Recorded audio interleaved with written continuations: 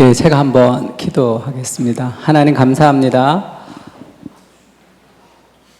우리를 구원하신 것만도 감사한데 우리를 하나님의 말씀을 전하는 복음을 전하는 자로 부르시고 은혜를 주셔서 감사합니다. 이곳에서 배우고 익힌 것들 수많은 영혼들을 건지는 귀한 도구로 사용해 주시고 귀한 복의 통로로 그리스도를 기뻐하며 살아갈 수 있도록 주님 도와주십시오. 이 시간에 성령께서 함께 하셔서 우리에게 함께 말씀해 주시고 복음을 적용하는 그 일에 귀한 지혜와 은혜를 허락해 주시옵소서. 축복하고 모든 말씀을 우리와 함께 하시는 예수 그리스도 이름으로 기도합니다. 아멘. 예, 반갑습니다. 제가 PPT를 좀 준비했는데요. 우리 성경 구절인데 오늘 같이 한번 읽을까요? 유대인은 시작.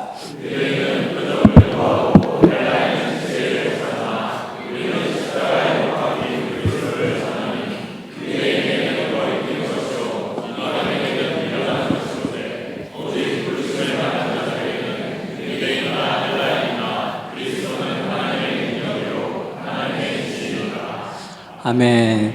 제가 지난번 합신에 와서 그 삼각족구가 끊어졌다는 그런 이 대가 끊어졌다는 얘기를 듣고 제가 설교 시작할 때 삼위일체 하나님의 사랑을 배우는 삼각족구가 대가 끊어져서 아쉽다 이렇게 말씀을 드렸는데 제가 설교 영상을 보니까 편집됐더라고요. 거기가 합신 아직도 이 정도를 받아주지 못하나? 지금 이것도 편집되나요? 네.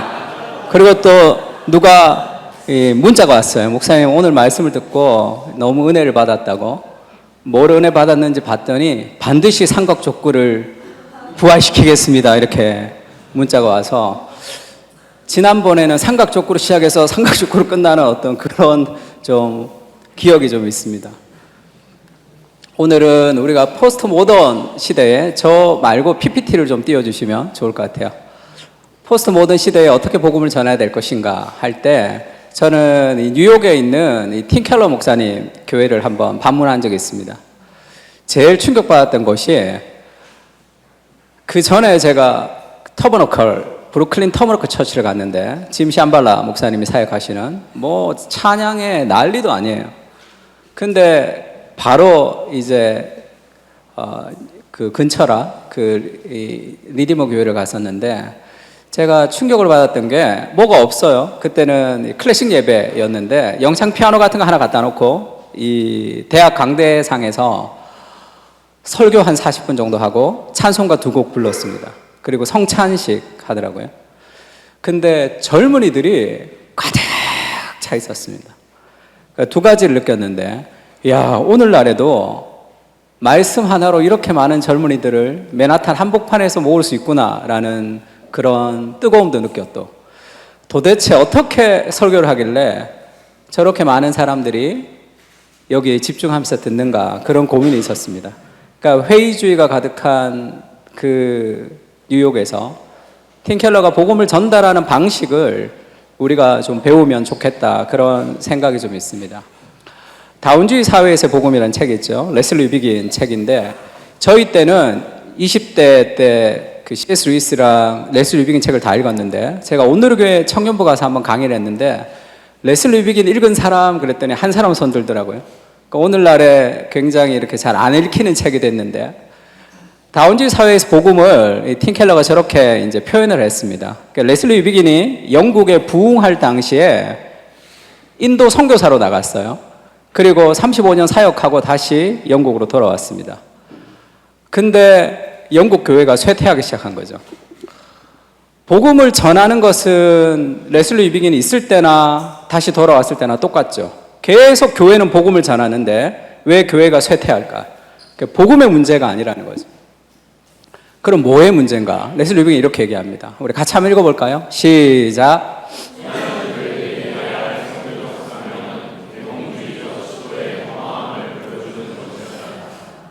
교회가 해야 될 선교적 사명이 있다면 계몽주의 시도의 허망함을 보여주는 것이어야 된다 이렇게 얘기했습니다. 그게 무슨 얘기냐면 예전에는 하나님의 말씀을 전하면 그것을 받아들이는 시대가 됐습니다. 근데 계몽주의 이후에는 하나님의 말씀의 권위보다 인간의 이성의 권위가 더 높은 거예요. 그래서 복음을 전해도 나의 이성으로 판단해서 복음을 수용합니다. 그래서 복음을 전하는 복음에 문제가 있는 것이 아니라 복음보다 높아진 복음의 장애물들을 걷어내줘야 된다는 거죠. 그래서 계몽주의의 시도의 허망함, 인간의 이성의 허망함을 걷어내주는 작업이 먼저 필요하다. 복음을 전하기 전에 복음의 장애물, 복음보다 더 높아진 것들을 제거하는 작업이 필요하다. 그렇게 이야기를 했습니다. 그게 더 효과적인 거죠. 테드 이글튼이라는 이 문화학자가 신의 죽음 그리고 문화라는 책을 썼습니다. 그러니까 종교를 아무 관심이 없는 시대, 세속화의 시대죠. 종교가 별로 관심이 없는 시대가 이 세속화의 시대인데, 그러면 하나님을 배제하면서 살아갑니다. 물질주의 그리고 자연주의 세계를 살아가는 거죠. 초자연주의, 초자연을 배제하는 시대를 우리가 살아갑니다. 그러면 우리가 켈빈이 얘기했듯이 인간의 마음 속에는 종교의 씨앗이 있거든요. 그래서 하나님을 배제하면 반드시 다른 신을 섬겨야 돼요. 그냥 진공 상태에 있는 인간은 없습니다.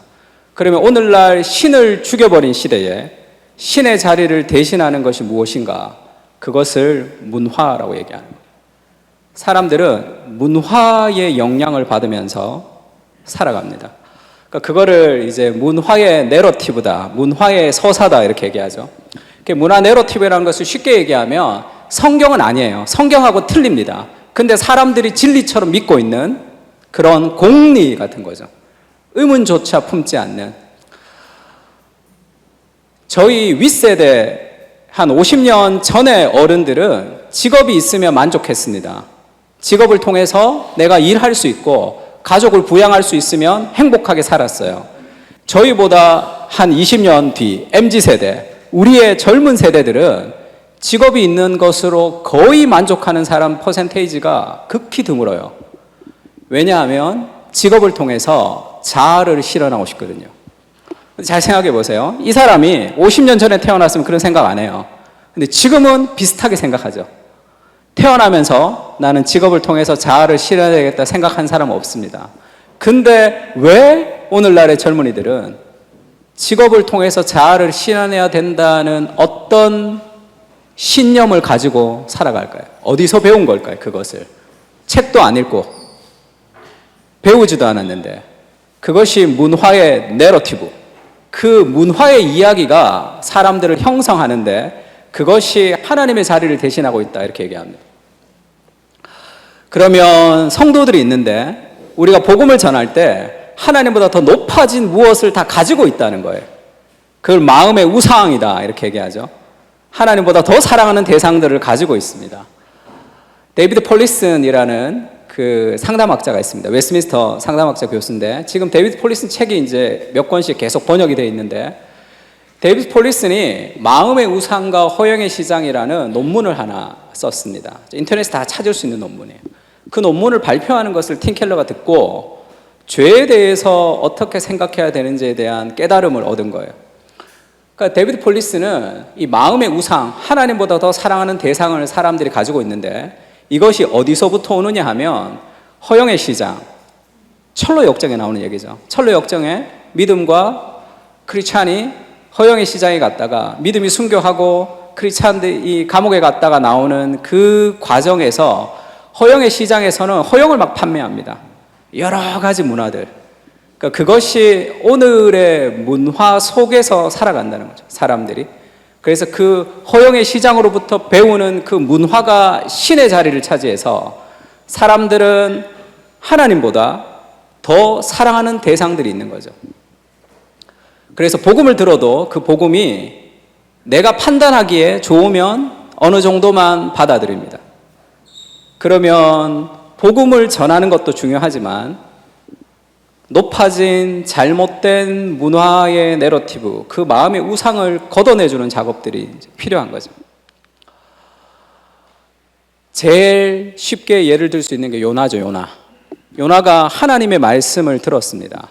근데 하나님의 말씀을 들었지만 선지자가 자기 마음에 안 든다고 하나님의 말씀을 거부하죠. 그러니까 왜 거부했는가? 요나에게 선장이 묻습니다. 폭풍이 칠 때 당신은 누구며 어디서 왔느냐는 질문에 요나가 그렇게 대답하죠. 같이 한번 읽을까요? 시작.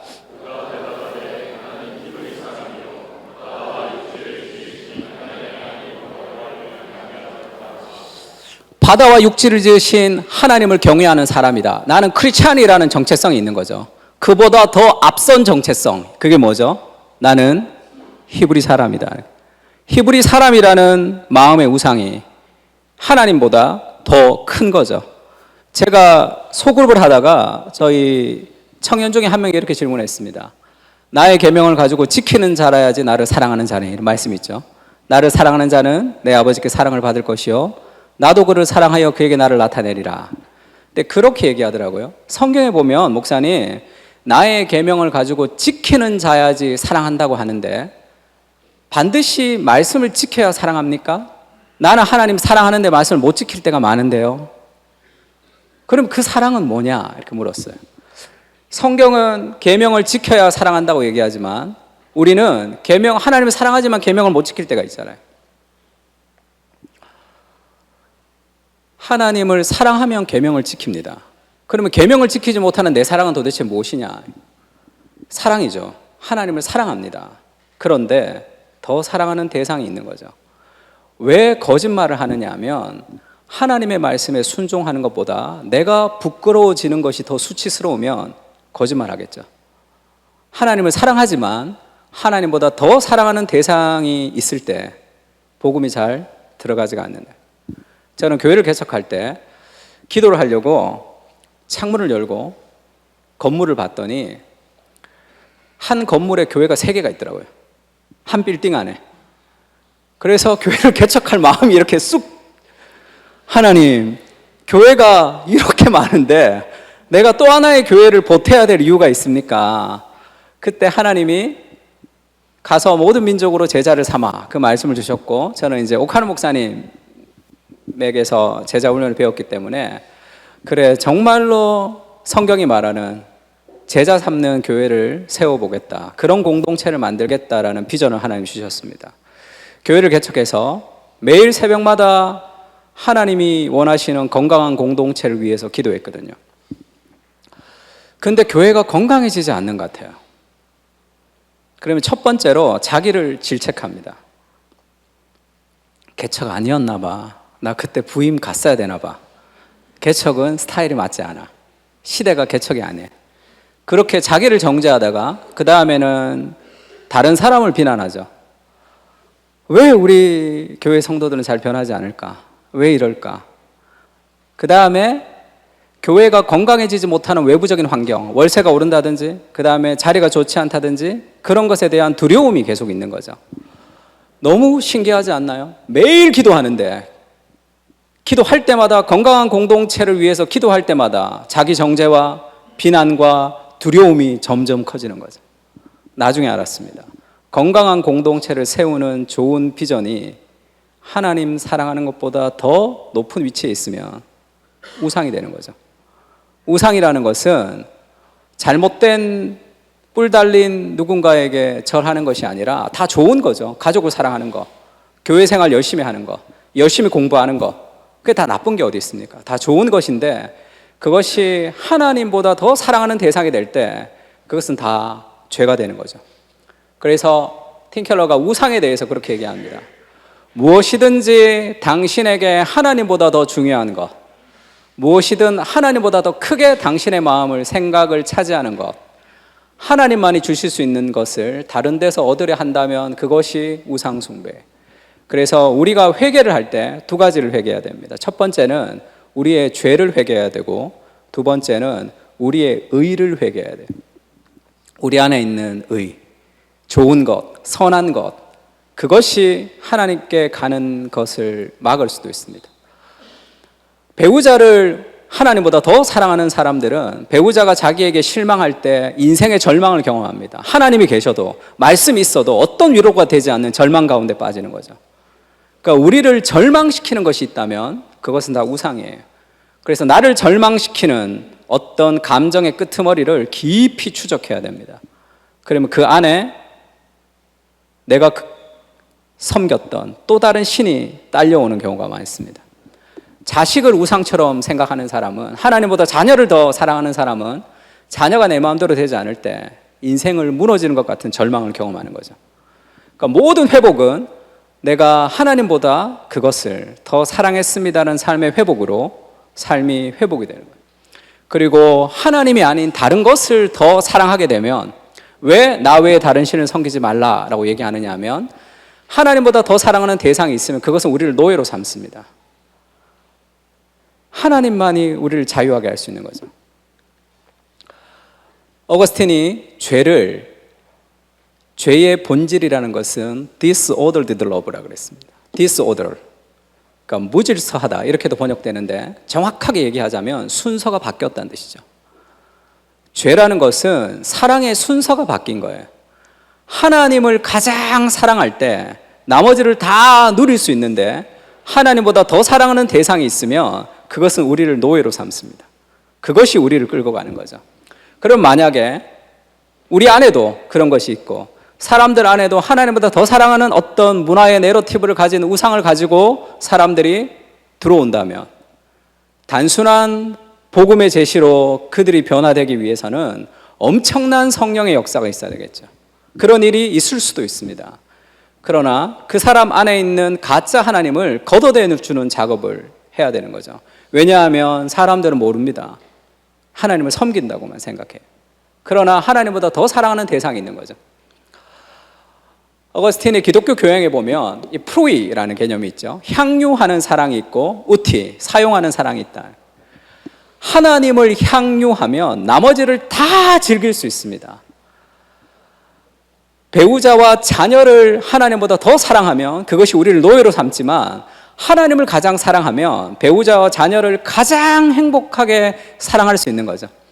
그러니까 결국 삶의 변화라는 것은 사랑의 순서를 재조정해 줘야 되는 거죠.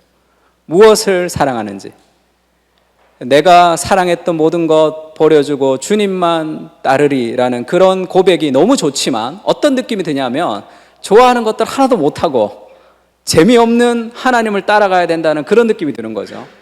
그렇지가 않습니다. 하나님을 향유할 때 나머지를 다 사용할 수 있는 얼라이먼트가 다 되는 거예요. 질서가 잡히는 거죠. 그래서 우리가 슬픈 거 있죠. 아, 힘들어. 슬픈 거는 괜찮아요. 내가 이겨낼 수 있는 절망, 이겨낼 수 있는 고통이라고 할 수 있습니다. 절망이 있죠. 교회도 가고 싶지 않고, 기도도 하고 싶지 않고, 인생이 무너지는 것 같은 절망이 있으면 그게 우상인 거죠.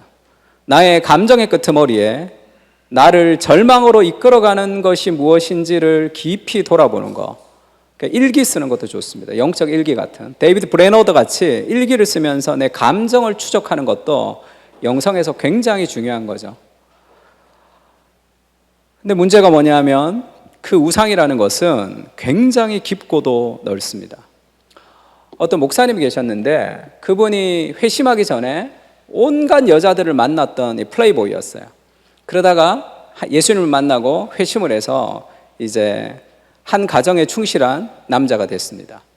그런데 이분은 목회자의 모임에서 회의만 가면 자기가 회장이 아닌데도 반드시 자기가 무언가 주도권을 잡아야 되는 그런 사람이 있다. 계속 얘기를 하는 거예요. 그러면서 늘 관계에 갈등이 많았습니다. 교회에서도 마찬가지고 목회자 안에서도 마찬가지고. 그가 많은 염분을 뿌리며 살았던 삶을 청산하고 복음으로 돌아온 것 같지만 그의 마음의 깊은 곳에 있는 우상, 그게 통제죠. 통제의 우상이 있는 사람들은 내가 통제되지 않는 환경을 견딜 수 없습니다. 그것이 내 삶의 우상이라고 생각하지 못하면 다른 사람을 피말리게 하는 그런 리더가 될 수도 있습니다. 하나님이란 이름이 통제에 덧붙여져서 사람들을 굉장히 힘들게 하는 거죠. 모든 것을 다 관여하고 모든 것이 다 질서 정연해야 됩니다. 계획되지 않는 것을 불안해하는 그런 상황이 될 수 있죠. 또 자매들 같은 경우에는 안정이 우상이 있는 사람이 많아요. 안정을 버릴 수 없는 그런 사람들이 있습니다. 여러분 개척을 준비하는 사람 있습니까? 사모님한테 여보 개척하고 싶다 그럴 때 아멘 하는 사모님은 거의 없어요. 거의 없습니다. 아멘 하면 조금 이렇게 다시 생각해 봐야 됩니다. 사모님이 하고 싶어서 아마 그럴 수도 있을 것 같아요. 그 안정의 우상이 있는 사람들은 안정이 흐트러지는 것을 견딜 수 없습니다. 그래서 결국 어떻게 되죠? 권태와 무료함과 우울을 벗어날 수가 없어요. 무리를 주여 주시면 나로 무리를 걷게 하소서, 그런 도전을 할 수가 없는 거죠. 그래서 우리 안에 있는 우상, 이 문화가 우리에게 주는 삶의 우상들을 우리는 분별할 필요가 있습니다.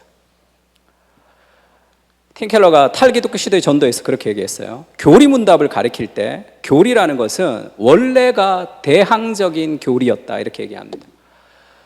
성경의 교리를 사용해서 세상 문화가 제시하는 신념을 무너뜨리되 그 문화의 내러티브는 답변하지 못하는 인간 내면의 물음에 대답을 주는 작업을 해야 된다는 거예요.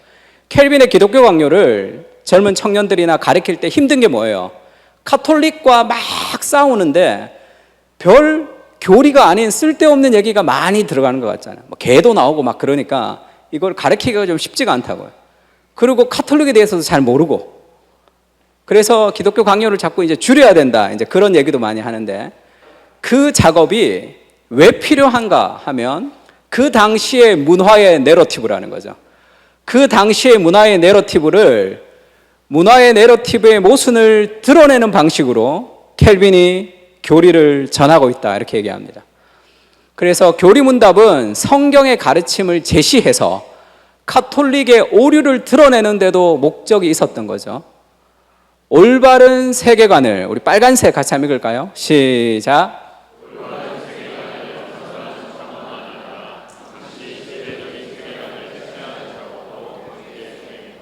올바른 세계관을 건설하는 작업도 필요하지만 당시의 지배적인 세계관을 해체하는 작업이 같이 이제 이루어지는 거죠.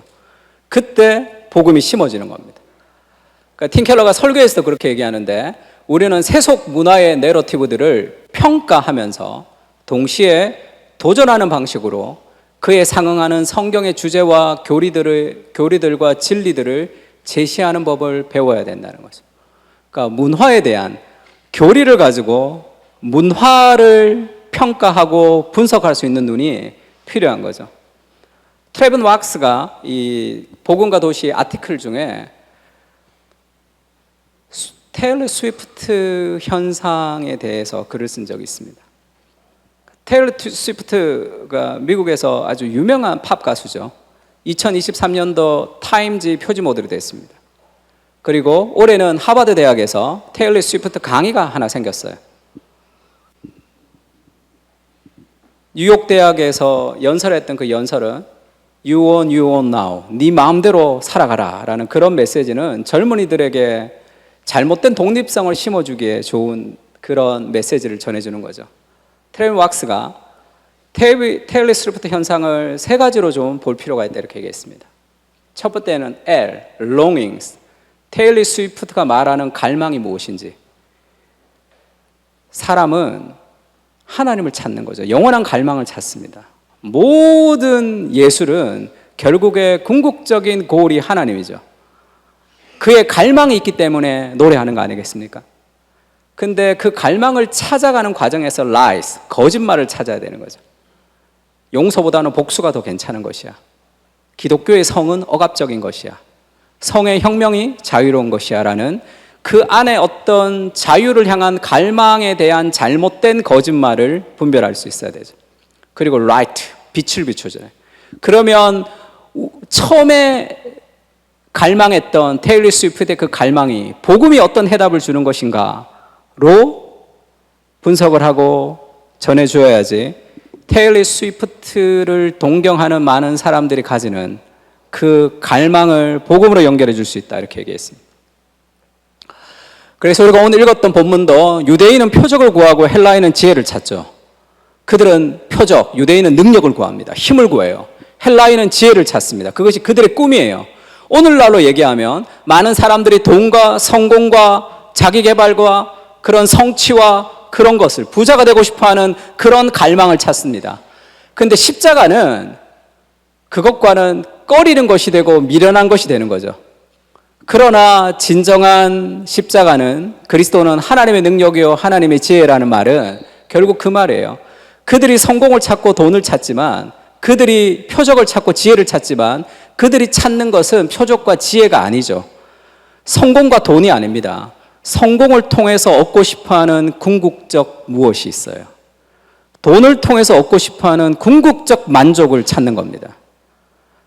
그래서 그들이 찾는 갈망을 받아줘야 되죠.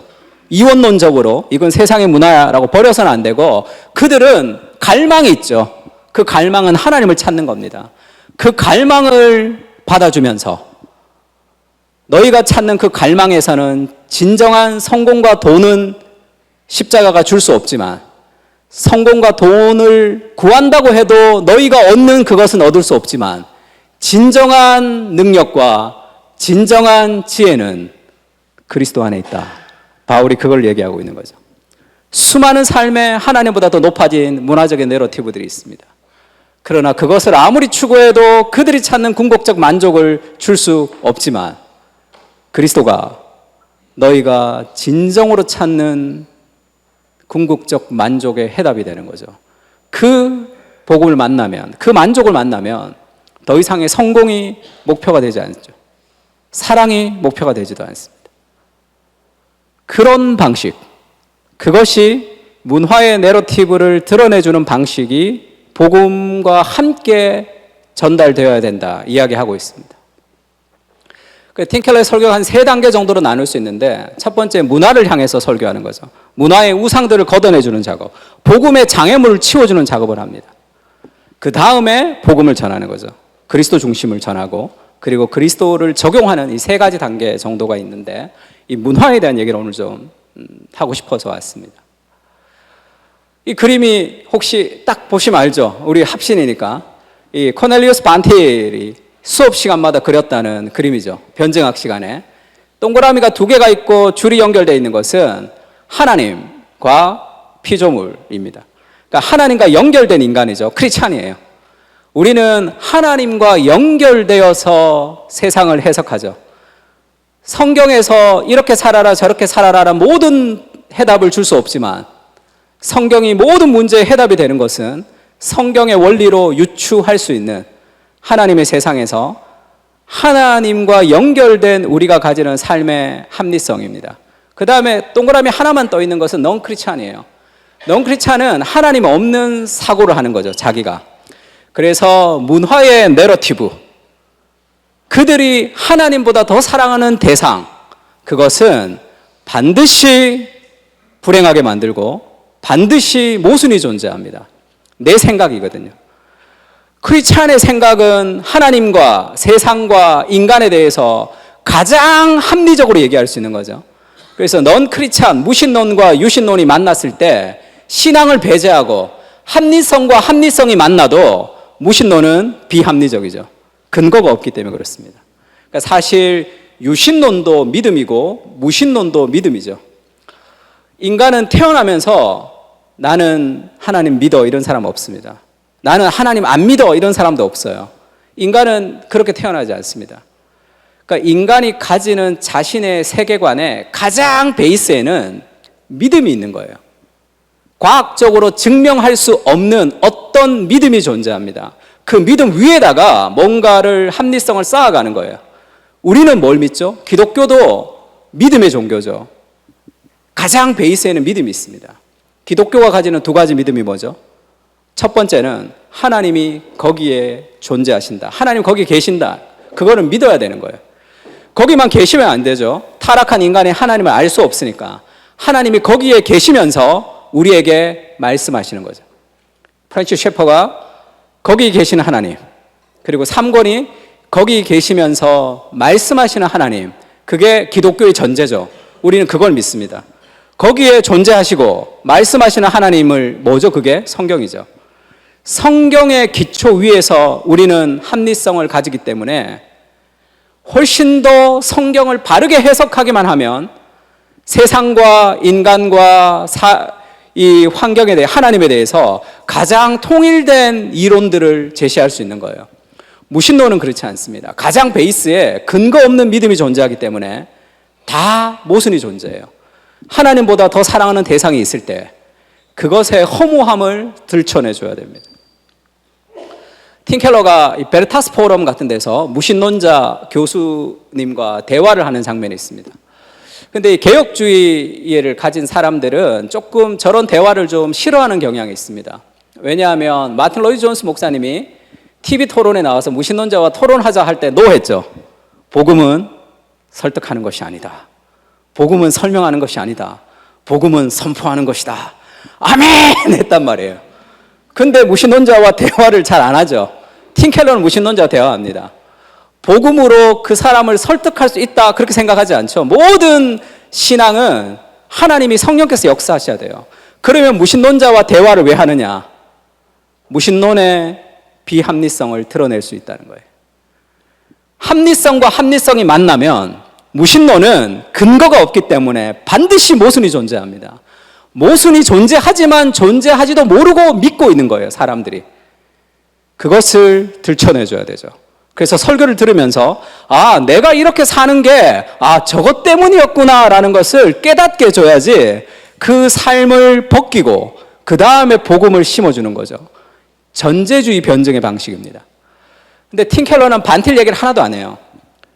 반틸을 사랑하는 사람들, 반틸에게 배운 교수님들, 목사님들이 많은데 특징이 한 가지가 있는 것 같아요. 개인적인 의견입니다. 약간 반틸스러워요. 그러니까 약간 싸납습니다, 그냥. 별로 얘기 안 하고 싶어요. 이슈 파이터들이래. 반틸이 그랬거든요. 근데 그래서 이 반틸이랑 셰퍼가 사이가 안 좋아서 이 총장님이 두 사람을 이렇게 같은 방에다 이렇게 뒀대요. 2시간 동안 둘 다 아무 말도 안 하고 갔다는 그런 전설 같은 얘기를 제가 한번 읽은 적이 있습니다. 팀 켈러는 변증학을 하비 콘 교수님에게 배웠습니다. 우리나라에서 간합의 선교사님이죠. 청량리 술집에서 술집 여자들과 함께 밥을 먹고 그런 선교 활동을 했던 그 하비 콘 선교사님을 기억하는 많은 목회자들은 다 참 따뜻하고 겸손한 분이었다 이렇게 표현했습니다. 그분이 웨스트민스터로 가서 변증학을 하고 선교학을 하셨죠.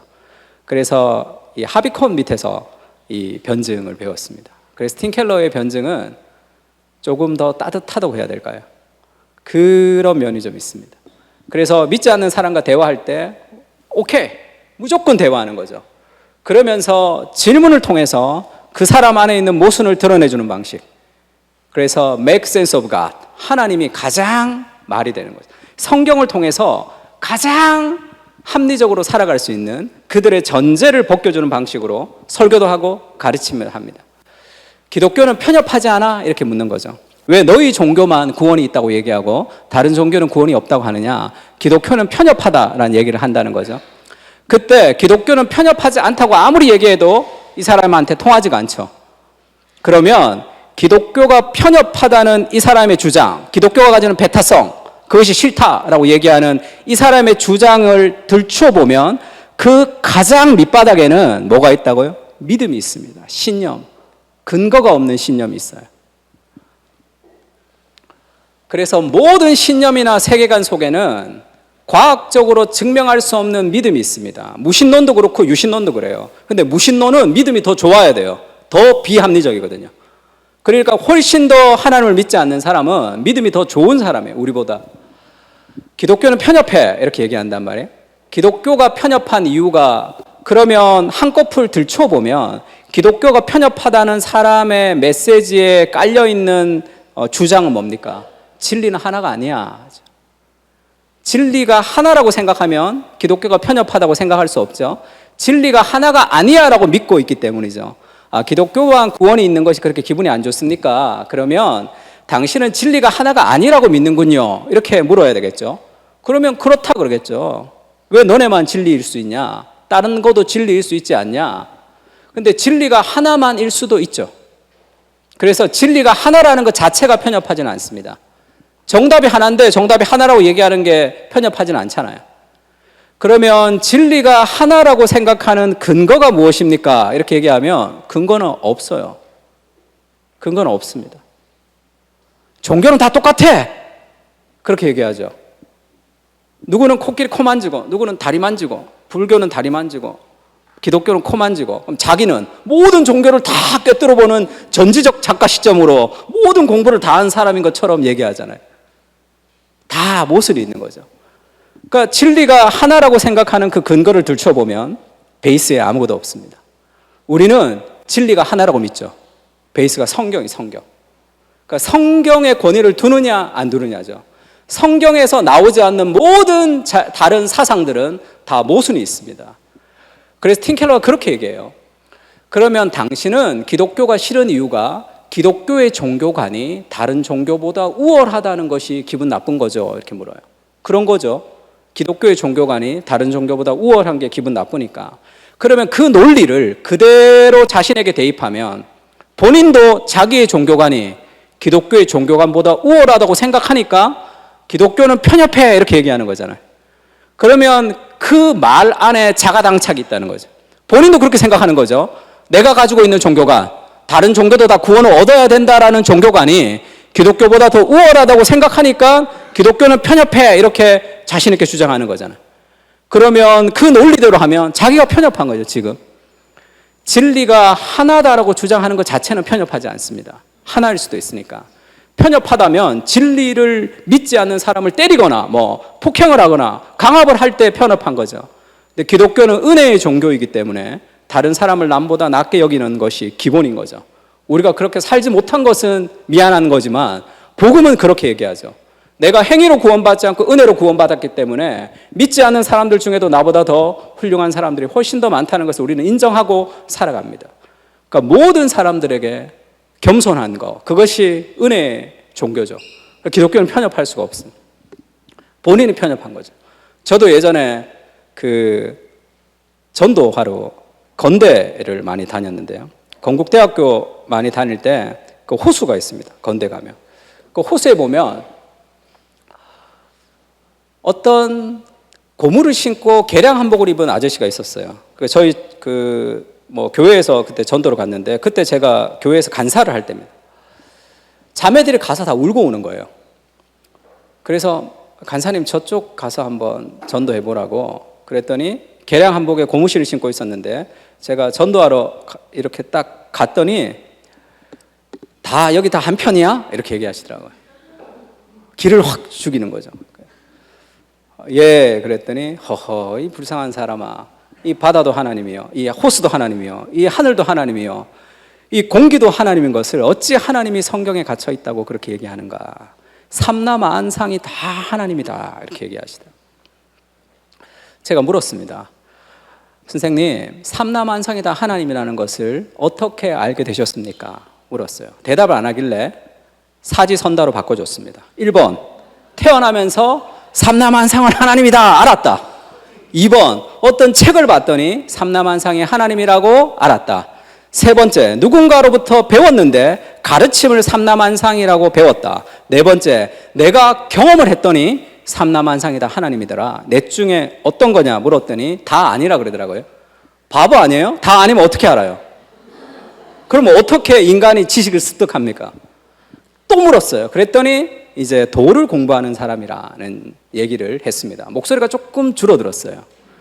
그래서 제가 좀 힘을 얻고, 그러면 도를 공부하는 그 도에서 배웠던 그 가르침과 나는 성경에서 하나님의 한 분이라고 믿는데 성경이랑 도와 어떤 게 더 권위가 있다고 생각하냐? 당신이 배운 도라는 책이 성경보다 더 권위가 있다고 생각하십니까? 그랬더니 아니라 그러더라고요.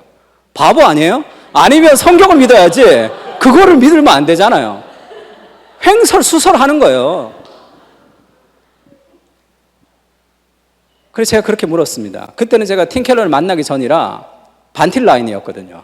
아주 싸나웠습니다. 그래서 한 번 잡은 물고기는 40분 동안 버려두면 안 된다는 그런 그 교육을 받았기 때문에, 그래서 그러면 삼라만상이 다 하나님인 게 진리라고 믿냐? 이렇게 믿는다 그러더라고요. 그러면 그게 진리라면 내가 지금 거기에 목숨을 내놓으라 그러면 죽을 수 있냐? 이렇게 물었습니다. 그렇게는 안 된다 그러더라고요. 그렇게까지는.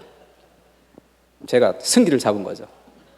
공자님 말씀에 아침에 도를 깨달으면 저녁에 죽어도 좋다는 말씀이 있다. 그게 도인의 자세죠. 도인의 자세가 글러먹은 거예요.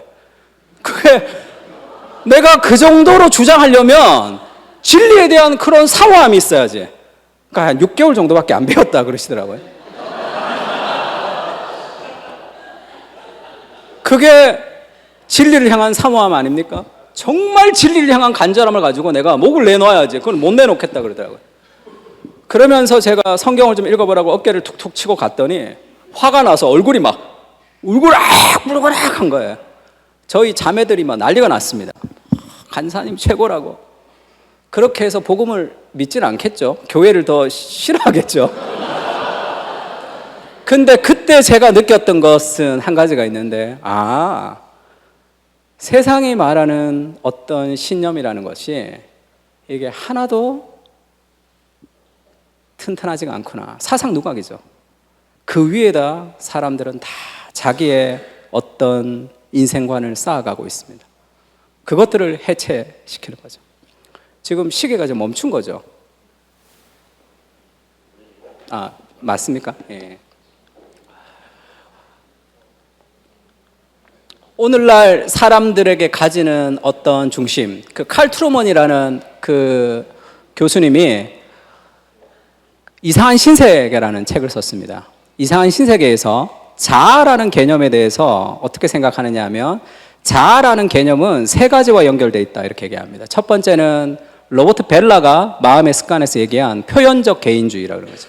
내면에 있는 무언 것을 다 표출해야지만 행복해진다고 생각하는 표현적 개인주의와 성혁명, 그리고 사회적 상상과 연결되어 있다 이렇게 얘기합니다.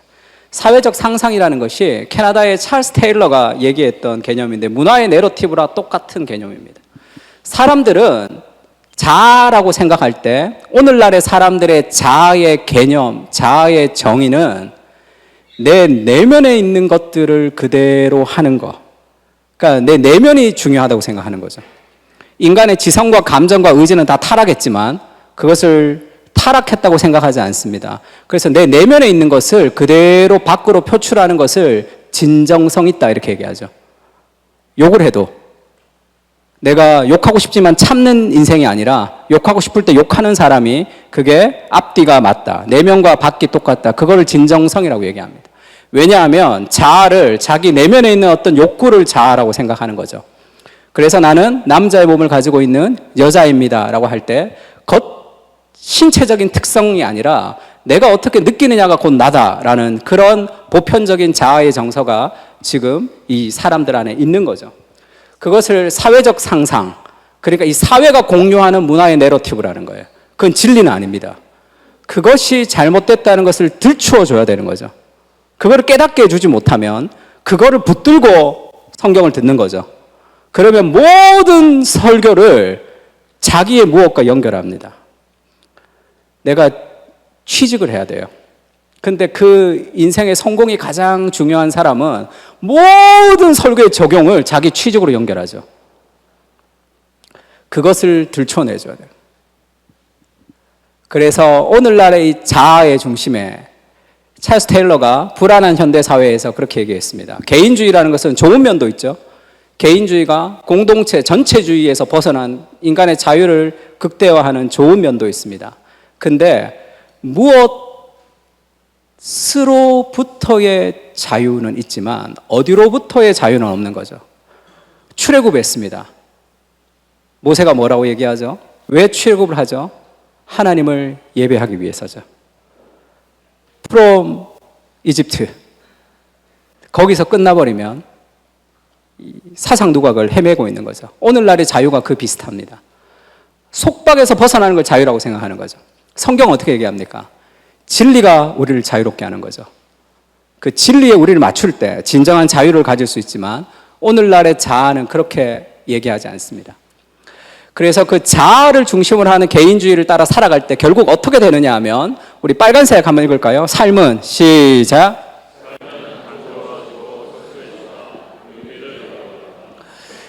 자아 중심으로 살아가면 삶은 단조로워지고 협소해집니다. 의미를 잃어버리는 거죠. 사람들은 의미를 찾고 싶어요. 사이먼 시넥이 그 왜 일하는가 책을 쓴 사이먼 시넥이 그런 영상을 한번 찍은 적이 있습니다. 왜 MZ세대는 망하는가? 왜 MZ세대는 성공할 수 없는가? 회사에 오면 그렇게 얘기한대요. 회사를 다니고 싶지 않다. 왜냐하면 의미가 없다는 거예요. 근데 의미가 있으려면 의미 없는 일들의 반복을 통해서 의미가 생긴다. 그런 얘기예요. 그래서 그냥 신앙을 떠나서 일로 의미가 생기려면 일 잘해야 되죠. 그리고 협업을 해야 됩니다. 다른 사람과 함께 잘 일해야 돼요. 그러려면 관계성이 깊어져야 되고 업무의 능력이 올라가야 되는데 그러려면 의미 없는 일들의 반복을 통해서 그것을 이루어내는 거죠. 그걸 하고 싶지 않으면 인생의 의미는 생기지가 않는 거죠. 개인의 만족, 많은 사람들은 시간과 돈과 에너지를 나를 위해서 사용하는 걸. 저희 아들도 꿈이 뭐냐 하면 만수르가 되고 싶다 그러더라고요. 그래서 컴퓨터 게임을 하지 말고 정말 맨체스터 유나이티드를 가지고 게임을 하고 싶다는 거예요. 이거 사고 저거 사고. 문화적 내러티브에 찌들어 있는데 지금. 삶의 의미를 찾고 싶어 합니다. 많은 사람들이. 근데 삶의 의미는 성공과 돈과 사랑으로 찾아질 수 없다는 거죠. 저희 아들이 그런 얘기 한번 했어요. 아빠, 공부를 재밌게 하고 싶대요. 공부를 재밌게 하고 싶어서 뉴진스를 틀어놓으면 공부가 재밌어집니까? 혜인이만 보고 싶어요. 공부를 재밌게 하려면 질문이 틀린 거죠. 공부를 재밌게 하려면 어떤 주제에 몰입을 배우면 공부의 재미가 따라오는 거죠. 아, 공부 재밌게 하고 싶어. 공부 재밌게 하고 싶어는 평생 공부 재밌게 못해요. 인생 행복하게 살고 싶어. 인생 의미 있게 살고 싶어. 그 질문이 틀렸습니다. 인생의 의미는 거기서 오는 게 아니에요. 그 인생의 의미의 개념이 틀린 거죠. 시간과 돈과 에너지를 나를 위해서 쓰는 게 인생의 의미가 생기는 게 아닙니다. 그러려면 재벌 2세들이 왜 드럭을 하고 왜 저렇게 살겠습니까? 인생의 의미는 조나선 하이트가 행복의 조건에서 그런 행복 가설에서 그런 얘기했습니다. 자기가 어떻게 살 때 사람이 행복한가를 조사했더니 나보다 더 큰 세계와 연결될 때 나를 벗어나는 경험이죠. 경우입니다. 두 번째는 다른 사람과 연대할 때. 거의 성경이죠. 하나님을 사랑하고 사람을 사랑하는 것. 인생의 의미라는 것은 무언가를 얻는 게 아닙니다. 대의, 나보다 더 큰 대의, 거룩한 하나님의 나라에 나보다 더 큰 대의를 만날 때 내 인생을 희생하고 내 인생을 희생해서라도 얻고 싶은 삶의 대의가 있을 때 의미가 생기는 거예요. 그 삶의 희생과 헌신을 통해서. 그러니까 예수님이 우리에게 십자가를 얘기할 때 그렇게 말씀하셨죠. 여자가 해산하면 고통스럽지만 아이 난 기쁨으로 해산의 고통을 잃어버린다라고 얘기했을 때 그리스도의 십자가는 고통스러운 것이지만 더 큰 기쁨, 자기의 힘든 것을 감수할 수 있는 그것이 참된 인생의 의미가 있는 거죠. 인생의 의미, 성공 다 좋지만 우리가 찾는 그것에는 그것이 없다는 것을 알려줘야 되고 진정한 의미로의 복음이 그들의 삶에 해답이 될 수 있도록 복음을 제시하는 방식을 저는 포스트 모던 시대에 꼭 배워야 되지 않을까 이렇게 생각합니다.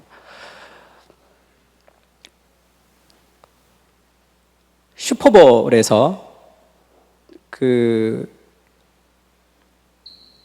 톰 브레디죠. 슈퍼볼에서 지금 40 몇 살까지 이 슈퍼볼을 했던 아주 정말 유명한 이제 풋볼 쿼터백이죠.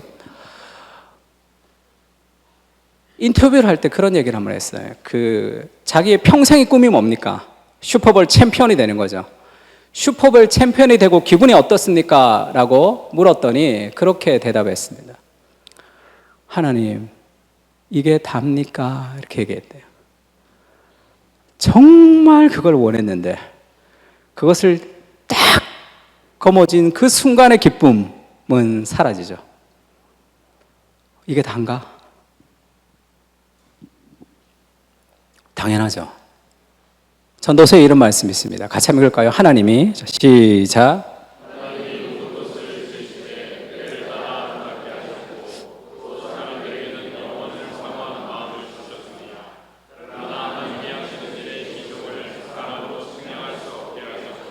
왜 우리는 이 땅에 있는 무엇으로 만족하지 못하는가 하면 사람에게는 영원을 사모하는 마음이 있잖아요. 천국을 향한 향수가 있습니다. C.S. 루이스가 영광의 무에서 이렇게 얘기했는데, 어떤 책이나 음악을 신뢰하고 거기에 아름다움을 찾으면 배신당한다는 거예요. 왜냐하면 아름다움은 책과 음악 안에 있는 것이 아니라 모든 아름다움은 영원하고 완전한 기쁨을 가리키는 화살표 역할을 하기 때문에 그렇습니다. 음악이 좋아서 인생을 거는 사람들이 있죠. 요즘 흑백 요리사 보고 요리하고 싶어하는 사람들이 많은데, 제가 아는 목사님 아들도 흑백 요리사 보고 요리사가 되고 싶다고 얘기하더니 그 다음날 한강이 상 탔다는 거 듣고 소설가로 바뀌었다 그러더라고요. 그런 삶의 욕망이 있죠. 정말 일하고 싶은, 프로페셔널처럼 인생을 드리고 싶은 삶의 욕망이 있습니다. 요리 안에 인생을 걸면 내가 정말 꿈꿨던 그것이 거기에 있는 거 아니에요. 책과 음악의 아름다움에 빠져서 거기에 인생을 걸면 배신을 당합니다. 왜죠? 책과 음악의 아름다움은 영원한 아름다움의 본류이신 하나님의 아름다움의 파편이잖아요. 그것은 그 아름다움을 통해서 하나님께로 오라는 초대죠. 그것을 보고 갈 수 있는, 수많은 사람들이 문화적인 내러티브로 어떤 것들의 우상들을 가지고 옵니다. 그 갈망은 결국 하나님께로 연결해야 되는 갈망이죠. 그러면 그거 틀렸어, 뭐 이거 보지 마, 저거 하지 마, 그것이 아니라 그 안에 있는 삶의 갈망을 긍정하면서, 그러나 그들이 추구하는 하나님이 아닌 다른 모든 사랑이 우리에게 영원한 것들을 주지 못한다는 것을 깨닫게 해주므로 진정한 아름다움이신 그리스도를 만나게 해야 되는 거죠. 마음 깊은 곳에 어펙션이 있습니다. 조난 에드워드가 인간에는 이모션이라는 감정이 있고 마음의 가장 깊은 곳에 어펙션이 있다 이렇게 얘기했죠. 그거를 정감이라고 표현했습니다. 어거스틴은 사랑이라고 표현을 했던 것 같고, 제임스 스미스는 그걸 욕망이라고 표현을 했습니다. 어쨌든 인간 안에 가장 깊은 갈망이죠. 그것을 변화시켜야 되는데, 그것은 어떤 아름다움의 대상을 만날 때 전인이 변화되는 것이다. 조난 에드워드가 그렇게 얘기했습니다. 그리스도의 아름다움을 만나게 해주는 거죠. 그때 어린아이의 일들을 버리게 되는 거예요. 궁극적으로 찾는 대상이 복음인 것을, 그러나 단순히 복음이 아니라 그들이 찾는 그 대상이 잘못되었다는 문화적인 내러티브를 드러내주는 방식으로서의 복음이 필요한 거죠. 전제주의 변증의 방식이 그대로 설교 안에 들어왔다고 생각하면 굉장히 이해하기가 편합니다.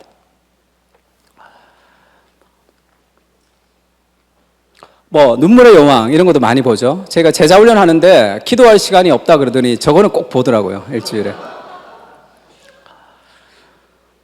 왜 자매들이, 형제들이 왜 눈물의 여왕을 그토록 좋아하는지 아십니까? 제가 다 보지는 못했지만 짤만 봐도 다 알아요. 인간 안에는 영원한 사랑에 대한 갈망이 있습니다. 어떤 사람이 등장해요. 위기 때 막 나를 다 구해줘. 그리고 끝없는 사랑으로 나만 사랑해주는 누군가가 있는 거죠. 그래서 눈물의 여왕을 보고 난 모든 목사님들이 오징어가 되는 시간이다 이렇게 얘기를 하던데요. 인간 안에는 완전한 사랑에 대한 갈망이 있습니다. 어벤져스 이런 거 왜 이렇게 형제들이 좋아하죠? 지구를 구하고 싶은 완전한 구원자에 대한 갈망이 인간 안에는 있는 거죠. 그것이 내가 왜 이렇게 눈물의 여왕을 좋아하고 왜 그렇게 어벤져스를 좋아하는지를 잘 몰랐다가 그것이 진정한 구원의 갈망이라는 것을 만나고 나면 이것이 덜 좋아집니다. 이것은 파편이거든요. 틴켈러가 이런 얘기 한번 했는데요. 여전히 사람들은 동화 같은 해피엔딩과 마무리로 끝나는 영화나 책을 보려고 몰려들죠. 현대 사실주의 소설이 채우지 못하는 인간의 깊은 동경이 있기 때문이죠. 한강의 소설을 본 적이 있습니까? 너무 아름답다고 얘기하지만 늘 힘든 것은 결말이 우울합니다. 그게 사실주의, 이 땅의 폭력적인, 이 땅의 무엇을 잘 드러내주는 역할을 하는 거죠. 그러나 소망을 제시해 주질 못해요. 그러나 인간 안에는 소망이 있습니다. 현대의 사실주의 소설이 채우지 못한 인간의 깊은 동경이 있기 때문이죠. 죽음을 피하고 영원히 사는 것, 요정이나 천사 같은 다른 인격과 교류하는 것, 영원히 치유되어 이별이 없이 사랑하는 것 등이다. 동화를 통해 자신들의 열망을 성취하기 위해서 사람들은 판타지에 눈을 돌린다는 거예요. 그것이 그 안에 있는 삶의 갈망이 있습니다. C.S. 루이스가 나노의 연대기, 돌킨이 반지의 제왕이라는 것은 두 가지를 다 잡는 거죠. 보이지 않는 세상이 존재한다는 거예요. 영원한 세상. 마지막 페이지를 닫으면 새로운 세상이 열리는 개혁주의 종말론이죠. 이 땅에 있는 문화물이 천국까지 이어지는 개념이 나니아 연대기 안에도 그대로 있습니다. 우리가 해줘야 될 작업이 저런 거라는 거죠. 그 사람 안에 있는 수많은 갈망이 있습니다. 얘기하라고 좀 맞췄으면 좋겠는데, 이 서핑 폴 갓이라는 그런 하나님을 서핑하라라는 책이 있습니다. 원래는 서핑, 인터넷 서핑하는 거죠. 마이클 존 큐직이라는 목회자인데 포르노 중독자였어요. 그러니까 이렇게 서핑을 이제 인터넷 서핑을 했던 사람이죠. 근데 거기서 이 체스턴의 이야기라고 알려져 있는, 정확하게는 모르지만 그런 얘기를 인용합니다. 그러니까 유곽문, 술집 문을 두드리는 사람은 천국의 문을 두드린다. 그런 표현을 써요. 그러니까 우리가 생각하기에는 우리가 술과 성과 마약을 찾는 거, 하나님이 저기 계시면 우리가 하나님께 가야 되는데 술과 성과 마약을 찾는 것을 하나님과 반대로 간다고 생각하는 거예요. 그래서 이거를 자꾸 죽이려고 노력합니다. 그러나 그렇게 되면 죄를 이길 수가 없어요. 인간의 본성을 이길 수가 없습니다. 그러면 술집의 문을 두드리는 게 왜 천국의 문을 두드리는 겁니까? 하나님이 저기 있는데 술과 성과 마약을 찾는 것은 하나님과 반대로 가는 게 아니라 갈망. 왜 그 사람이 술과 성과 마약에 빠지죠? 지금이 만족스럽지가 않잖아요. 인간 안에는 영원을 사모하는 마음이 있기 때문에 이 땅에 그 무엇으로도 채울 수 없는 삶의 갈망이 있습니다. 그것을 찾는 거죠. 그러니까 술과 성과 마약을 찾는 사람이 천국의 문을 두드린다는 것은 하나님 찾고 있는 거예요. 근데 하나님이 저기 계시다면 이 정도에 만족하는 거죠. 그래서 늘 진정한 만족을 하지 못하고 그렇게 갈망하며 중독에 빠지는 경향이 있습니다. 존 파이퍼가 Desiring God이라고 하죠. 하나님을 갈망하라, 하나님을 기뻐하라 이렇게 얘기합니다. 그러면서 자기를 기독교 희락주의자다 이렇게 얘기하죠. 원래는 크리스찬 헤도니스트예요. 헤도니즘이 뭡니까? 쾌락주의죠. 기독교 쾌락주의자라는 뜻이에요. 존 파이퍼는 기독교는 쾌락의 종교라고 얘기합니다. 완전한 즐거움, 완전한 기쁨, 그것은 술과 성과 마약이 아니라 하나님을 만날 때 완전한 즐거움을 누린다는 거죠. 더 큰 행복이, 더 큰 사랑이 덜 큰 사랑을 밀어내는 겁니다. 죄를 이기는 것은 죄보다 하나님을 더 사랑할 때 죄를 이기는 거죠. C.S. 루이스가 이런 얘기했습니다.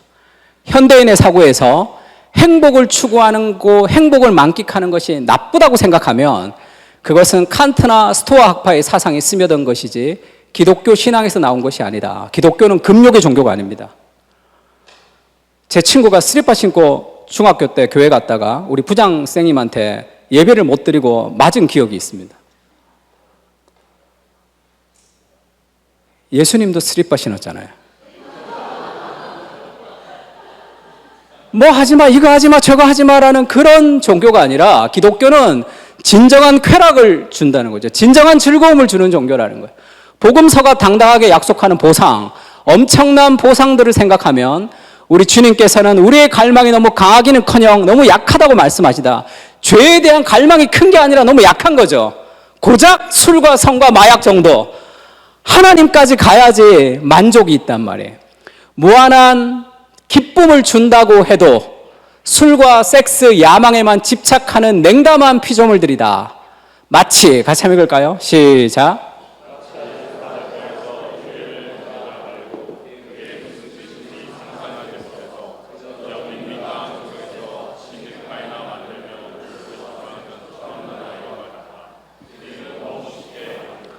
바닷가에서 휴일을 보내자고 말해도 그게 무슨 뜻인지 상상하지 못해서 그저 빈민가 한 구석에서 진흙파이나 만들고 놀고 싶어하는 철없는 아이와 같다는 거죠.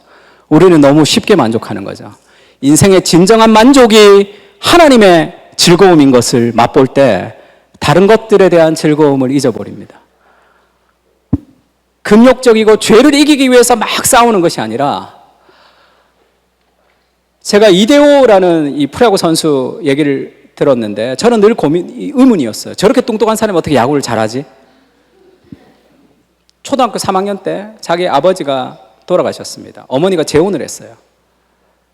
할머니 손에서 컸는데 할머니가 시장에서 반찬을 팔아서 자기를 공부시켰습니다. 야구를 한다 그러니까 돈이 필요하잖아요. 할머니가 시합을 나갈 때는 이 반지 팔아가지고 전당포에 맡기고 돈 받아서 시합을 나가고 그랬대요. 그래서 초등학생인데 시합이 그 연습 끝나고 오면 할머니 리어커를 끌고 내려왔답니다. 중학교 1학년 때 돈 안 내도 되는 학교를 가야 되는 거예요. 그게 오케이, 돈 안 내는 학교가 있었습니다. 차로 3시간을 갔대요. 그래서 너무 피곤해서 자면 한 정거장을 지나치면 걸어서 집에 갔답니다. 힘들지 않았냐? 기자가 그렇게 물었어요. 힘들지만 힘들지 않았다. 우리 할머니 고생하는 걸 생각하면 하나도 힘들지 않았다. 더 열심히 내가 야구했다. 이렇게 얘기하더라. 복음이 뭡니까? 죄를 이기는 것도 마찬가지예요. 우리는 죄의 욕망을 끊을 수 없습니다. 아무리 기도해도 죄를 사모하는 마음을 끊을 수가 없어요. 그게 인간입니다. 그보다 더 큰 사랑이 있어야 되는 거죠. 힘들지 않습니까? 어린 중학교 1학년짜리가 왜 힘들지 않겠습니까? 힘들지만 힘들지 않은 것은 나보다 더 사랑하는 대상이 있거든요. 인생의 의미는 2가지에 생깁니다. 나보다 더 큰 대의를 만날 때, 나보다 더 사랑하는 대상을 위해서 삶을 희생할 때 누리는 삶의 기쁨에, 그것을 하나님 우리에게 주고 싶어 하는 거죠. 그래서 웨스트민스터 소위의 문답의 1문답이 뭡니까? 같이 한번 읽어볼까요? 시작. 답이 뭐죠? 시작.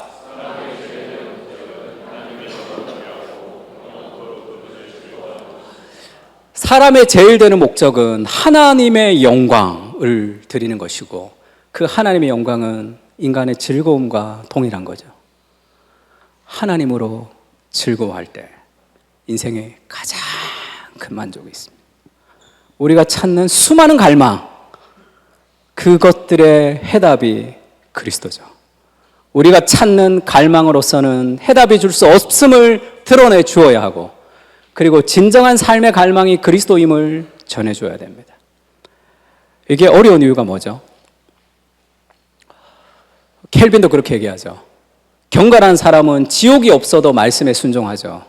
왜냐하면 하나님의 마음을 아프게 하고 싶지 않기 때문에 그렇습니다. 그것이 복음적 회개의 특징이죠.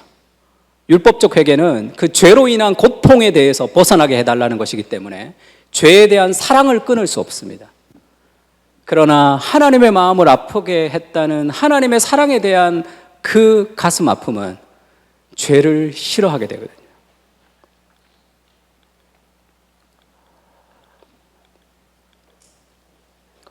문화 이야기가 한번 읽어볼까요? 시작.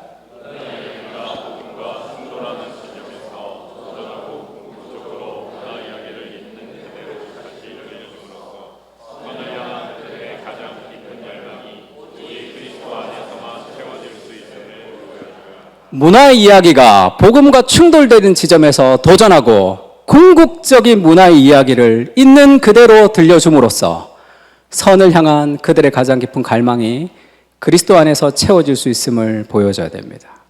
그러려면 우리에게 필요한 것이 있는데, 그리스도로 만족하는 목회자가 필요한 거죠. 팀 켈러가 그런 얘기합니다. 설교에서 텍스트가 있죠. 그리고 컨텍스트가 있습니다. 텍스트를 어떻게 컨텍스트로 바꾸는가도 중요하지만 더 중요한 게 있는데 서브텍스트가 있다. 서브텍스트는 설교자의 내면입니다. 설교자의 내면에서 reinforcement 서브텍스트가 있다 그래요. 그거는 자기를 강화하는 거죠. 설교를 들으면 우리는 특별해, 우리는 좋은 공동체야. 그렇게 사람들을 묶어가는 그런 메시지가 전해진다는 거예요. 설교자의 서브텍스트가 자기 강하면 어떤 본문도 그렇게 들립니다. 그 다음에 퍼포먼스 서브텍스트가 있다. 자기 과시죠. 와, 설교가 끝났는데 우리 목사님 너무 똑똑해. 우리 목사님 성경을 너무 잘 알아. 자기에게 집중되는. 그 다음에 트레이닝 서브텍스트가 있어요. 요거 몰랐지. 성경에서 요거 몰랐지. 아, 새로운 거 깨달았네. 요거 몰랐지. 이렇게 들으면 이제 그렇게 되는 거죠. 그러면 어떤 서브텍스트가 있어야 되는가? 월십 서브텍스트가 그럽니다. 그거는 설교를 들으면 와, 그리스도가 정말로 아름답구나 느껴야 돼요.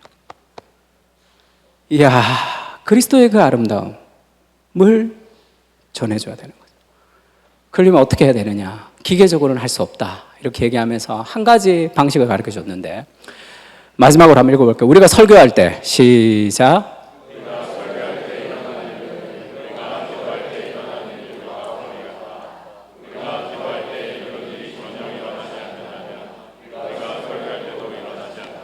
설교를 가지고 기도할 때 하나님, 설교를 듣는 사람들이 하나님의 사랑을 경험하게 해주십시오. 그렇게 기도하지 말라는 거예요. 그게 아니라는 거예요. 설교를 놓고 기도할 때 하나님의 사랑에 가슴이 벅차야 되는 거예요. 하나님, 이 설교를 듣는 사람들이 하나님의 위로를 경험할 수 있게 해주십시오 라고 기도하는 것이 아니라 그 본문이 나의 삶의 위로로 다가와야 되는 거죠. 그 복음으로 젖어 있는 가득 찬 은혜의 설교자가 필요하죠.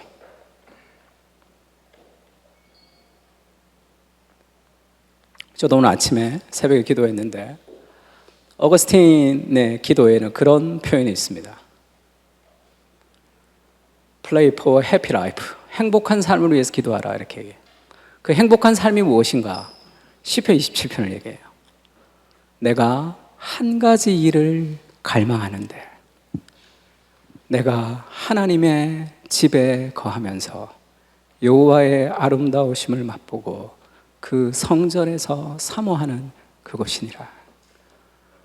그 하나님의 아름다움, 그것이 우리 영혼 깊숙이 젖어서 그 그리스도로 충만한 그런 은혜의 사람이 될 때 우리를 통해서 그리스도가 높아지는, 그리스도의 아름다움이 진정한 삶의 만족이 되는 그런 은혜가 있지 않겠습니까?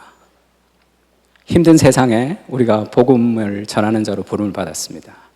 문화의 내러티브가 가득한 이 세상에 그들이 갖고 있는 삶의 갈망을, 잘못된 거짓말을 들춰내고 복음이 진정한 그들의 삶의 갈망이 되는 것을 연결시켜주는 그런 사람들이 되면 좋겠습니다. 제가 합신에 와서 강의할 때마다 좀 두려운 게, 팀 켈러를 별로 안 좋아한다 이런 얘기를 많이 들었는데, 팀 켈러를 좋아할 수밖에 없는 이유는 모든 설교의 적용은 칭의입니다. 칭의.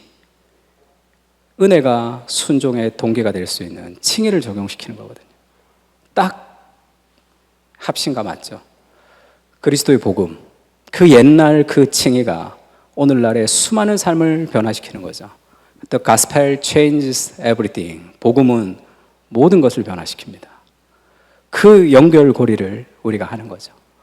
그런 은혜로 하나님 우리를 불러주셔서 포스트 모던 시대에 복음이 주인이 되는, 하나님이 주인이 되고 그리스도가 주인이 되는 그런 교회 공동체들이 되었으면 좋겠습니다. 제가 한번 기도하겠습니다. 하나님 감사합니다. 우리를 사역자로 불러주시고 또 귀한 학교에서 귀한 교수님들과 함께 말씀과 신학을 배울 수 있는 기회를 주신 것을 감사합니다. 주님, 삼일체의 아름다운 그 영광을 한 사람 한 사람의 삶에 심어줄 수 있도록 주님, 우리를 사용해 주시고 우리에게 은혜를 베풀어 주십시오. 문화의 내러티브 속에서 어디가 길인지 알지 못하는 사람들에게 그들의 모순을 드러내주고 복음만이 진정한 길인 것을 알려주는 귀한 복음의 통로가 될 수 있도록 주님 은혜를 베풀어 주시옵소서. 축복하고 모든 말씀을 연약한 우리를 통해서 일하시는 예수 그리스도 이름으로 기도합니다. 아멘. 자, 우리 말씀 이렇게 전해주신 목사님께 박수 한번 드리도록 하겠습니다. 우리 목사님 들어가지 마시고요. 잠시 나오셔서 우리가 강의를 잘 들었는데요. 또 우리 궁금하신 분들이 있으실 것 같아요. 그래서 질의응답을 좀 가지는 시간을 가지려고 합니다. 목사님께 궁금한 내용 그리고 오늘 강의 들으면서 여러분들이 질문하고 싶은 것들이 있으시면 이 시간에 질문해 주시면 목사님 답변하는 시간 갖도록 하겠습니다. 손 들어주시면 마이크 드릴게요.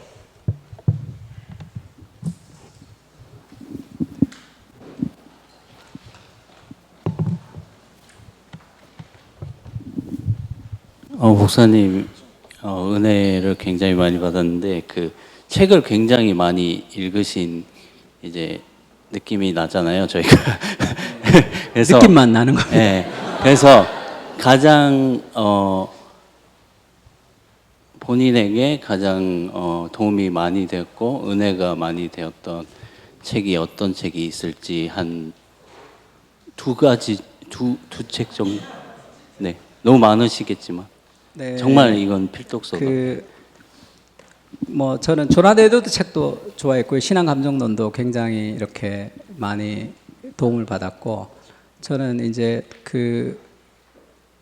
목회가 뭔지를 잘 모를 때 제가 이제 오카르 목사님 평신도를 깨운다 통해서 좀 목회가 한 영혼을 위해서 목숨을 거는 거구나라는 것을 배웠을 때가 이제 목회적 회심을 좀 경험했던 거고요. 팀 켈러 센터 처치 저는 굉장히 좋아해서 한 50번 더 읽었던 것 같습니다. 그거를 읽으면서 내가 복음을 모르고 있구나라는 것을 좀 깨닫고, 그리고 다시 제가 그 볼코브 책부터 이제 조직 신학을 다시 봤는데 우리가 이미 배웠던 그 복음을 신학을 배우고 그 다음에 또 다른 무언가가 이제 있어야 된다고 생각을 했는데, 우리의 신학이 이것이 현장과 연결시킬 수 있는 그런 다리를 제가 팀켈러를 통해서 좀 발견해서, 그런 하나의 책이라기보다 팀켈러의 책의 그런 복음에 대한 이해가 저는 굉장히 도움을 많이 받았고, 조나단 에드워드 신앙 감정론 굉장히 좋아합니다. 예.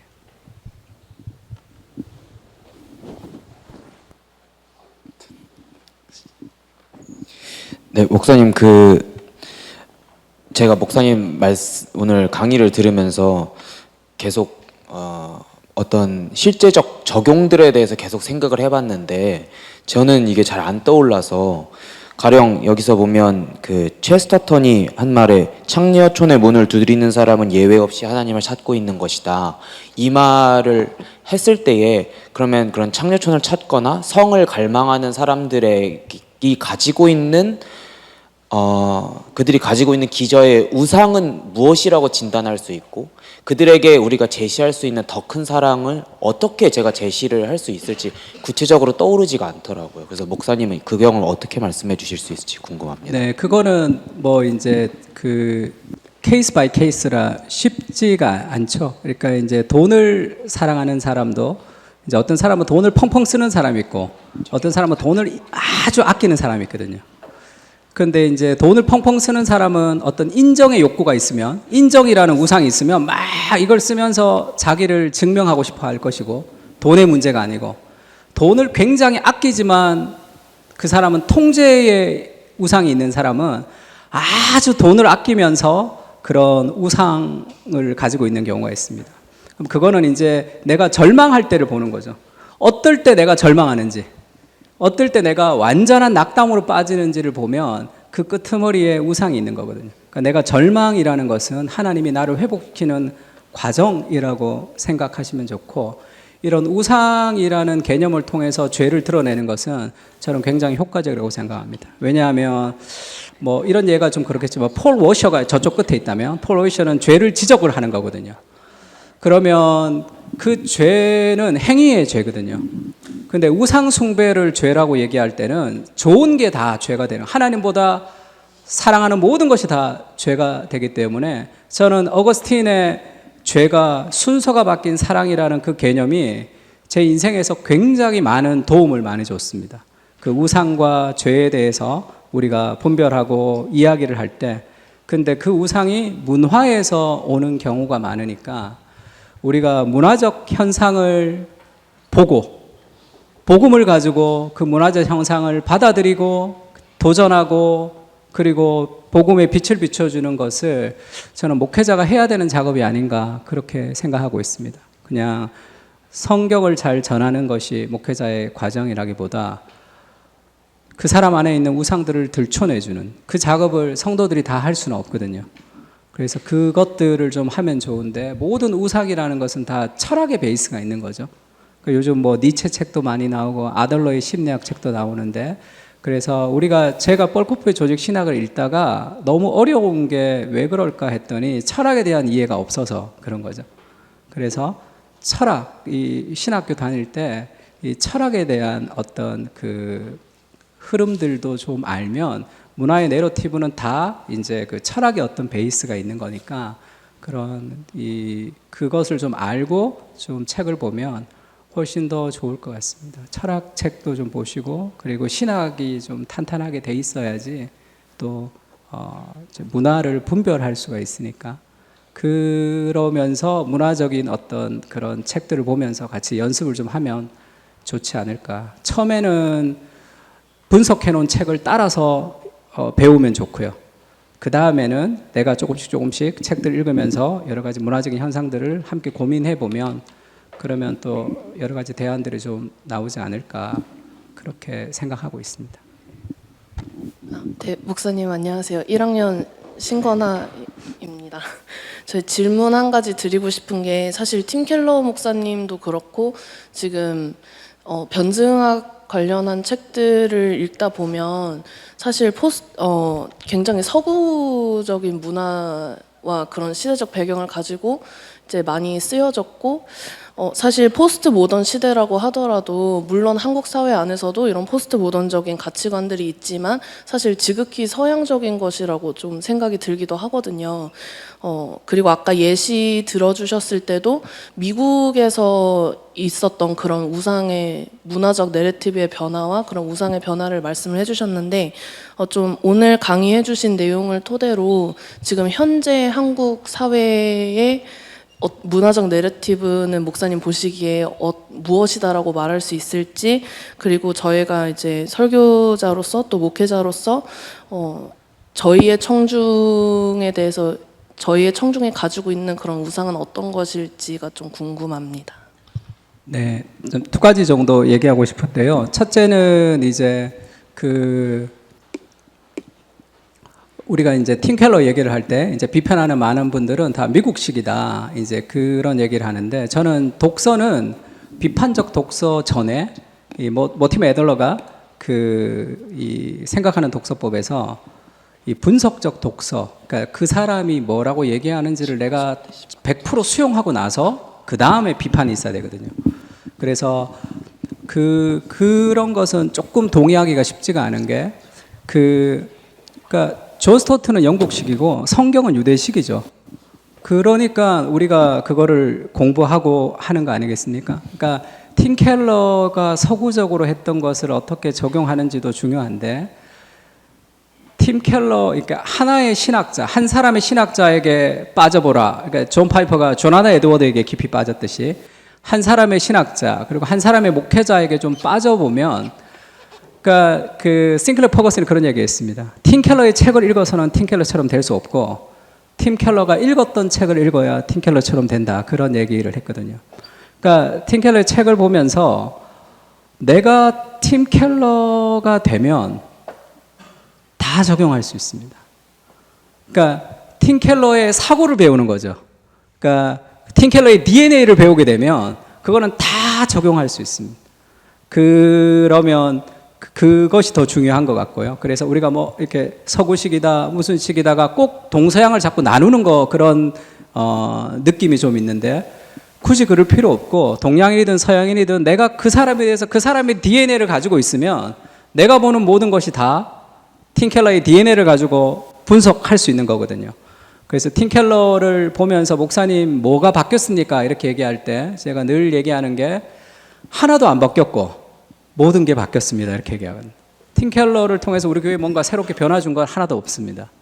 근데 DNA가 좀 바뀌었던 것 같고요. 그리고 두 번째는 앞으로의 젊은 세대는 비슷합니다. 서양, 동양의 생각이 비슷해요. 그러니까 저는 청년들이 많은데 그렇게 이질적이라고 생각하지 않습니다. 그 미국에서 나온 책을 좀 봐도 뭐 한국적 특유의 문화가 있겠지만 굉장히 비슷해요. 그러니까 오늘날에는 자아가 극대화되는 개인주의죠. 그래서 저는 기독교 세계관에 대해서 조금 더 우리가 공부해야 된다. 그런 생각들이 있습니다. 그러니까 뭐라 그럴까요? 오늘날에 말하는 문화에 대한 책들, 기독교 세계관에 대한 책들은 그 선교단체를 통해서 들어왔거든요. 그래서 이 화란 신학자들이 만들었던 뭐 월터스의 창조 타락 구속이나 그런 기독교 세계관은 이 신학교에서 이렇게 검증이 됐다기보다 선교단체를 통해서 들어와서 이원론을 극복하는 데는 너무 좋았지만 교회가 배제돼 버린 느낌이 있습니다. 그래서 오늘날의 청년들에게 물어보면 인생의 비전이 뭐냐 그러면 다 개인의 비전이에요. 그리고 직업의 비전입니다. 개인과 직업의 비전은 다 무너지게 돼 있어요. 공동체, 건강한 교회를 통해서 하나님이 세상을 변화시키는 거지 이스라엘이 타락했는데 세상의 변화가 있는 게 아니죠. 오늘날 개인주의가 사실 교회 안에도 들어와서 교회 안에 공동체를 세우기가 쉽지 않은데 건강한 공동체의 비전이라는 것이 굉장히 중요하다는 가치를 계속 심어줘야지 가정이 살아야 교회가 산다고 얘기하는데 무슨 말인지는 알지만 순서가 틀렸죠. 건강한 공동체가 없이 가정은 못 삽니다.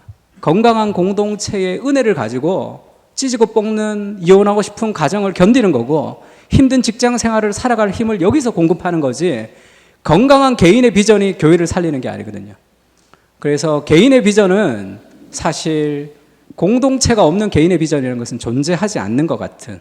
그런데 오늘날의 기독교 세계관이 개인의 비전을 이렇게 개인주의와 맞물려 가지고 교회 공동체를 배제한 어떤 세상의 비전이 되는 것, 그것들을 좀 이 교회의 공동체성을 만들어가는 것이 굉장히 개인주의를 극복하는 어떤 하나의 이슈이지 않을까, 저는 그거를 좀 고민하고 있습니다. 저도 여쭤보고 싶은 게 1학년 경규문이라고 하고요. 목사님 강의 잘 들었습니다. 저도 여쭤보고 싶은 게 목사님께서 말씀해 주신 게 결국에 그런 문화적 내러티브에 속해 있는 그런 우상들의 그런 한계점을 분명히 지적하고 그들이 결국에 복음의 빛으로 정말 참된 것이 무엇인지 알 수 있게 한다라는 관점에서 이해가 되었는데, 저도 전도할 때 보통 그런 방식으로 할 때 많이들 내가 그랬었나? 라는 깨달음이 있었지만 이 다음에 나오는 대부분의 반응이 당황스러움과 혹은 그것으로 인해서 그 자리를 회피하고 싶거나 혹은 그것으로 인해서 성을 내거나, 그러니까 저희 변증을 통해서 결국에 하나님을 전할 수 있도록 마음을 열기보다는 오히려 그 순간의 당혹감, 부정적인 감정으로서 오히려 전도가 더 막혔다는 감정이 들 때가 많았었는데, 예를 들면은 술자리에서 친구들한테 전하려고 복음을 전하려고 했던 적이 있었는데 그때도 전하는 과정에서 그 친구들이 격앙된 감정으로 뭐 다음번에 보자라는 식으로 이야기를 해주는데, 보통 그러면은 그렇게 상대방이 자기 자신의 철학이나 뭐 가치관들이 깨질 때에 나오는 그런 부정적인 감정들에 대해서 그것을 어떻게 대처하고 올바르게 복음을 전할 수 있는지 여쭤보고 싶습니다. 네, 그 문화의 상황화라 그러죠. 문화의 상황화에서 술자리에서 복음을 전하는 것 자체가 약간 상황적으로 좀 안 맞는 것 같아요. 그거는 조금 이제 어려운 것 같고, 이게 그 변증을 통해서 전도를 해서 그 사람을 확 가지고 데리고 와야 되겠다라는 것보다 변증적 설교를 통해서 두 가지를 다 잡을 수 있는데요. 믿지 않는 사람이 교회에 왔을 때 자신들의 생각이 어떻게 되어 있는지에 대해서 깨닫게 하고, 믿는 사람들이 복음으로 회심하는 그 두 가지 현상이 같이 있거든요. 그러면서 변증 과정을 듣는 것은 우리에게 복음을 확신시켜 줍니다. 역시 복음이야 라는 그것을 확신시켜 주기 때문에 훨씬 더 좋고, 전도는 팀 켈러가 그런 얘기 한번 한 적이 있습니다. 우리가 뉴욕에 와서 했던 제일 큰 실수는 우리가 뉴욕에게 도와줄 것이 있다, 뉴욕에게 베풀 것이 있다라고 했던 것이 교만이었다. 우리는 뉴욕에게 배워야 되고 뉴욕에게 다가가야 돼, 배워야 된다, 이런 얘기를 좀 한 적이 있습니다. 그래서 전도를 통한 우정이 아니라 우정을 통한 전도가 이제 순서가 좀 바뀌어야 된다, 그런 얘기도 했는데, 그래서 한 번에 복음을 통해서 전도하는 그런 시대가 있었지만 지금은 조금 전도의 방식도 바뀌어야 되지 않을까. 관계를 통해서 오는 그런 환대의 공동체를 만들어가면서 이웃과 함께 전도되는 그런 개념이 돼야 되지 않을까. 저도 예전에는 대학교 가서 전도 많이 했거든요. 지금은 누군가가 낯선 사람이 말 거는 것도 저도 싫으니까 문화가 많이 바뀐 거죠. 그래서 전도의 방식도 시대에 맞도록 조금 문화의 옷을 입어야 되지 않을까 생각하고, 그냥 우정을 만들다 보면 또 좋은 기회들이 있겠죠. 그러면 그런 좋은 기회들에게 또 복음을 전하면 좋고, 또 교회를 데리고 오는 것도 좋을 것 같습니다.